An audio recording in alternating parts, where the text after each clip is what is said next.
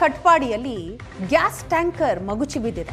ಟ್ಯಾಂಕರ್ನಿಂದ ಅಡುಗೆ ಅನಿಲ ಸೋರಿಕೆ ಆಗ್ತಾ ಇದೆ. ಒಂದು ಕಡೆ ಈಗಾಗಲೇ ಅಡುಗೆ ಅನಿಲ ಅಭಾವ ಇದೆ. ಇಂಥದರ ನಡುವೆ ಟ್ಯಾಂಕರ್ ಮಗುಚಿ ಬಿದ್ದಂತಹ ಪರಿಣಾಮವಾಗಿ ಅಡುಗೆ ಅನಿಲ ಸೋರಿಕೆ ಆಗ್ತಾ ಇದೆ. ಈಗ ಮತ್ತೊಂದು ಟ್ಯಾಂಕರ್ಗೆ ಗ್ಯಾಸ್ ಅನ್ನ ಶಿಫ್ಟ್ ಮಾಡೋ ಕಾರ್ಯಾಚರಣೆ ನಡೀತಾ ಇದೆ. 3 ಅಗ್ನಿಶಾಮಕ ವಾಹನದಿಂದ ನೀರು ಹಾಯಿಸುವ ಕೆಲಸ. ರಾಷ್ಟ್ರೀಯ ಹೆದ್ದಾರಿ ಕಟ್ಪಾಡಿ ಪರಿಸರದಲ್ಲಿ ವಾಹನ ಸಂಚಾರ ಸ್ಥಗಿತಗೊಂಡಿದೆ. ದೃಶ್ಯಾವಳಿಯಲ್ಲಿ ಗಮನಿಸ್ತಾ ಇದೆ. ರಾಷ್ಟ್ರೀಯ ಹೆದ್ದಾರಿಯಲ್ಲಾದಂತಹ ಅವಘಡ ಇದೆ. ಟ್ಯಾಂಕರ್ನಿಂದ ಅನಿಲ ಸೋರಿಕೆ ಆಗ್ತಾ ಇದೆ. ಈಗ ಮತ್ತೊಂದು ಟ್ಯಾಂಕರ್ಗೆ ಶಿಫ್ಟ್ ಮಾಡೋ ಕೆಲಸ ಆಗ್ತಾ ಇದೆ.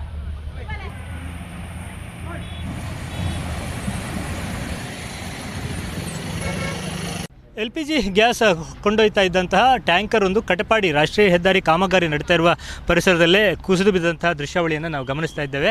ಪಕ್ಕದಲ್ಲೇ ಒಂದು ಕಾರ್ ಇತ್ತು. ಅದೃಷ್ಟವಶಾತ್ ಅದರಲ್ಲಿ ಕಾರ್ನಲ್ಲಿದ್ದವರು ಪಾರಾಗಿದ್ದಾರೆ. ಇಲ್ಲಿ ಕುಸಿದು ಬಿದ್ದಿರುವಂತಹ ಲಾರಿಯನ್ನು ನಾವು ನೋಡ್ಬೋದು ಮತ್ತು ಭಾಳ ಸೂಕ್ಷ್ಮವಾಗಿ ಗಮನಿಸಿದಾಗ ಗೊತ್ತಾಗುತ್ತೆ, ಆ ದೃಶ್ಯಗಳಲ್ಲೂ ನಮಗೆ ಗೊತ್ತಾಗುತ್ತೆ ಲೀಕೇಜ್ ಆಗ್ತಾ ಇದೆ ಅನ್ನುವಂಥದ್ದು. ಸೊ ನಿರಂತರವಾಗಿ ಕಳೆದ 1 ಗಂಟೆಯಿಂದ ಅಗ್ನಿಶಾಮಕ ಸಿಬ್ಬಂದಿಗಳು ಅದಕ್ಕೆ ನೀರನ್ನು ಹಾಯಿಸುವ ಕೆಲಸವನ್ನು ಮಾಡ್ತಲೇ ಇದ್ದಾರೆ. ಯಾವುದೇ ಅಪಾಯ ಆಗಬಾರ್ದು ಅನ್ನುವಂಥ ದೃಷ್ಟಿಯಿಂದ, ಭಾಳ ಮುಖ್ಯವಾಗಿ ಲೀಕೇಜ್ ಇದ್ದಾಗ ಯಾವುದೇ ಕಾರಣಕ್ಕೆ ಟ್ಯಾಂಕರ್ ಬಿಸಿ ಆಗಬಾರ್ದು. ಸೊ ಆ ದೃಷ್ಟಿಯಿಂದ ಅಗ್ನಿಶಾಮಕ ವಾಹನಗಳು ಸಾಧಾರಣ 3 ವಾಹನಗಳು ಆ ಟ್ಯಾಂಕರನ್ನು ಥಂಡಿಗೊಳಿಸುವಂಥ ಕೆಲಸವನ್ನು ಮಾಡ್ತಾ ಇದ್ದಾರೆ. ಲೀಕೇಜ್ ಆಗ್ತಾ ಇರೋದು ಕೂಡ ಭಾಳ ಸ್ಪಷ್ಟವಾಗಿ ಗೋಚರ ಆಗ್ತಾ ಇದೆ ನಮಗೆ.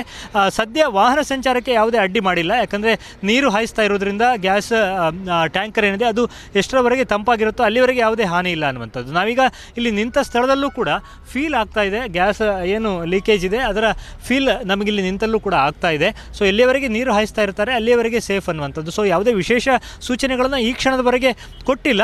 ಕಂಪನಿಗೆ ಕಾಂಟ್ಯಾಕ್ಟ್ ಮಾಡಿದ್ದಾರೆ ಮತ್ತು ಅಲ್ಲಿಂದ ಇನ್ನೊಂದು ಟ್ಯಾಂಕರನ್ನು ತರಿಸ್ಕೊಂಡು ಅದಕ್ಕೆ ಇದರ ಒಂದು ಗ್ಯಾಸನ್ನು ಅದಕ್ಕೆ ವರ್ಗಾಯಿಸಬೇಕು. ಅಲ್ಲಿವರೆಗೂ ಕೂಡ ಈ ಕಾರ್ಯಾಚರಣೆಯನ್ನು ನಡೆಸ್ತಾ ಇರಬೇಕಾಗುತ್ತೆ. ಮಂಗಳೂರು ಕಡೆಯಿಂದ ಗ್ಯಾಸನ್ನು ತುಂಬಿಸಿಕೊಂಡು ಹೋಗ್ತಾ ಇದ್ದಂಥ ಟ್ಯಾಂಕರ್ ಇದು ಮಗುಚಿ ಬಿದ್ದ ಒಂದು ತೀವ್ರತೆಗೆ ಟ್ಯಾಂಕರಿಗೆ ಪೆಟ್ಟಾಗಿದೆ, ಅದರಿಂದ ಲೀಕೇಜ್ ಆಗ್ತಾ ಇರುವಂಥದ್ದು. ಅಗ್ನಿಶಾಮಕ ಸಿಬ್ಬಂದಿಗಳು ನಿರಂತರವಾದ ಕಾರ್ಯಾಚರಣೆಯಲ್ಲಿ ತೊಡಗಿರುವುದನ್ನು ಕೂಡ ನಾವು ನೋಡ್ಬೋದು. ಸ್ಥಳೀಯ ಪೊಲೀಸರು ಕೂಡ ಇಲ್ಲಿ ಸೇರಿದ್ದಾರೆ, ನಾಗರಿಕರು ಕೂಡ ಇದ್ದಾರೆ. ವಾಹನ ಸಂಚಾರ ಸದ್ಯಕ್ಕಂತೂ ಅಬಾಧಿತವಾಗಿದೆ. ಒಂದು ವೇಳೆ ವಾಹನ ಬರೋದು ತಡವಾದರೆ ಇದೇ ರೀತಿ ಲೀಕೇಜ್ ಮುಂದುವರೆದರೆ, ಅಂದರೆ ಆ ಸ್ಮೆಲ್ಲನ್ನು ನಾವೀಗ ಏನು ಫೀಲ್ ಮಾಡ್ತಾ ಇದ್ದೇವೆ, ಇದೇ ರೀತಿ ಅದು ಮುಂದುವರೆದರೆ ಆಸುಪಾಸಿನ ಮನೆಯವರಿಗೆ ಕೆಲವೊಂದು ಇನ್ಸ್ಟ್ರಕ್ಷನ್ಸನ್ನು ಕೂಡ ಕೊಡಬೇಕಾಗಿ ಬರಬಹುದು. ಸದ್ಯ ಅಗ್ನಿಶಾಮಕ ಸಿಬ್ಬಂದಿಗಳು ಮಾತ್ರ ಅಲ್ಲದೆ ಇಲ್ಲೇ ಪಕ್ಕದಲ್ಲಿ ಕಾರ್ಯಾಚರಿಸುವಂತಹ ಅದಾನಿ ಕಂಪನಿಯಿಂದಲೂ ಕೂಡ ಅಗ್ನಿಶಾಮಕ ಅಲ್ಲಿಂದ ಕೂಡ ವಾಹನವನ್ನು ತರಿಸಿಕೊಂಡು ನೀರನ್ನು ಹಾಯಿಸುವಂಥ ಕೆಲಸ ಆಗ್ತಾ ಇದೆ. ಸ್ಥಳೀಯ ಜಿಲ್ಲಾ ಪಂಚಾಯತ್ನ ಮಾಜಿ ಸದಸ್ಯರಂತ ಗೀತಾಂಜಲಿ ಸುವರ್ಣ ಅವರು ನಮ್ಮ ಜೊತೆಗಿದ್ದಾರೆ. ಎಷ್ಟು ಹೊತ್ತಿಂದ ಇದು ಕಾರ್ಯಾಚರಣೆ ಆಗ್ತಾ ಇದೆ, ಏನೆಲ್ಲ ಅಪಾಯದ ಸಾಧ್ಯತೆ ಇದೆ, ಏನು ಎಚ್ಚರಿಕೆ ಕೈಗೊಂಡಿದ್ದಾರೆ? ಒಂದು 9 ಗಂಟೆಗೆ ಆದಂತಹ ವಿಷಯ. ಅಂದರೆ ನನಗೆ 9:10ಕ್ಕೆ ನನಗೆ ಫೋನ್ ಬಂದಿದೆ ಮನೆಗೆ, ಹೀಗೆ ಸ್ವಲ್ಪ ರೋಡನ್ನು ಡೈವರ್ಷನ್ ಮಾಡಿಕೊಡಿ ಅಂತ. ನಾನು ಆಗಿಂದಾಗಲೇ ಡಿಪಾರ್ಟ್ಮೆಂಟಿಗೆ ತಿಳಿಸಿ ಅಲ್ಲಿಂದ ರೋಡನ್ನು ಡೈವರ್ಷನ್ ಮಾಡಿಸಿ ನಂತರ ಈ ಒಂದು ಕೆಲಸ ಮಾಡುವ ಹೆದ್ದಾರಿಯ ಕಾಂಟ್ರಾಕ್ಟ್ರಿಗೆ ಸಹ ಅಧಿಕಾರಿಗಳಿಗೆ ತಿಳಿಸ್ಬಿಟ್ಟೆ. ಯಾಕಂದರೆ ಅವರು ನಮಗೆ ಬೇಕಾಗ್ತದೆ ಅಲ್ಲಿ ಬಂದ್ ಮಾಡುವಾಗ. ಅದು ಬಂದ್ ಮಾಡಿಬಿಟ್ಟು ಅದನ್ನು ಈಗ ಆವಾಗಿಂದಲೇ ಎಷ್ಟು ಅಧಿಕಾರಿಗಳು ಎಷ್ಟು ಅಲರ್ಟ್ ಆಗಿದ್ದಾರೆ ಅಂದರೆ ಒಂದು 5 ನಿಮಿಷದಲ್ಲಿ ಎಲ್ಲ ಕೆಲಸವನ್ನು ಶುರು ಮಾಡಿದ್ದಾರೆ. ಪೊಲೀಸ್ ಡಿಪಾರ್ಟ್ಮೆಂಟ್ ಆಗಿರ್ಬೋದು, ಇದು ನಮ್ಮ ಫೈರ್ನವರಾಗಿರ್ಬೋದು, ಎಲ್ಲರೂ ಬಂದು ಕೆಲಸವನ್ನು ಶುರು ಮಾಡಿದ್ದಾರೆ. ಮುಂದೆ ಏನು ಪರಿಹಾರ? ಏನಂದರೆ ಈಗ ಲೀಕ್ ಆಗ್ತಾ ಉಂಟು, ನಮಗೆ ಸ್ಮೆಲ್ ಬರ್ತಾ ಉಂಟು. ಈಗ ನಾವು ನೋಡಿ ಒಂದು ಇಷ್ಟು ದೂರ ಇದ್ರೂ ಅದರ ಸ್ಮೆಲ್ ಬರ್ತಾ ಉಂಟು. ಇದಕ್ಕೀಗ LPG ಅವ್ರದ್ದು ಇನ್ನೊಂದು ಗಾಡಿ ಬಂದು ಆ ಟ್ಯಾಂಕರಿಗೆ ಇದನ್ನು ಗ್ಯಾಸನ್ನು ತುಂಬಿಸಬೇಕಂತೆ.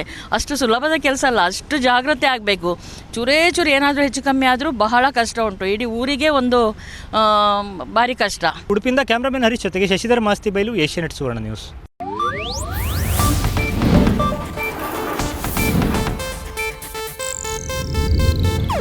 ಇದು ಏಷ್ಯಾನೆಟ್ ನ್ಯೂಸ್ ನೆಟ್ವರ್ಕ್ ಪ್ರಸ್ತುತಿ.